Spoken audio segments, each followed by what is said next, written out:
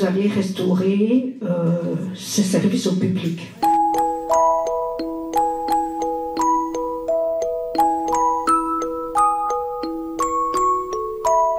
Par rapport à la mairie de quartier, on a la cité administrative qui est flambant neuve, qui sera accessible en tram assez facilement. Ça ne justifie pas tout le reste, mais il faut prendre conscience que la ville et la région ont investi énormément dans cette cité administrative pour pouvoir améliorer l'ensemble des services, moderniser l'ensemble des services et aussi créer cet effet de faire un maximum avec des moyens moins élevés. La cité administrative sera accessible en tram et accessible maintenant avec le Ravel, le nouveau Ravel qui longe les quais. Il faut évidemment qu'il y ait assez de bancs pour que les personnes qui décident d'y aller à pied puissent y aller à pied assez facilement en faisant les pauses qu'il faut. On a parlé de Batopin qui lui vient avec des propositions qui sont des propositions un peu hors sol, c'est-à-dire qu'eux, ils ne connaissent pas le quartier, donc ils vont faire des propositions en fonction d'endroits qu'ils ont identifiés comme possibles et sans aller plus avant dans l'analyse de la vie fine du quartier. Donc c'est pour ça que tout ça a pris un peu de temps et prend toujours un peu de temps, en manière telle d'amener une proposition qui convienne à tous dans le quartier, parce qu'il n'y aura pas 3 Batopins non plus.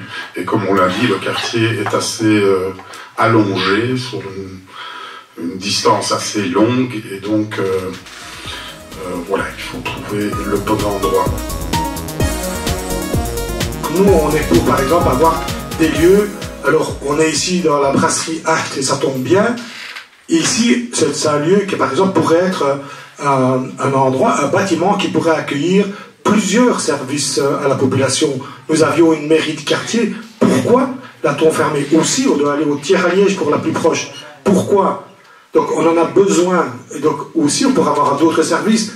Il y a la possibilité d'avoir à la fois des projets de services au public et des services, par exemple, un endroit sécure pour les vélos, et en même temps, un atelier de réparation où on viendrait faire réparer ce vélo, mais aussi apprendre à le réparer.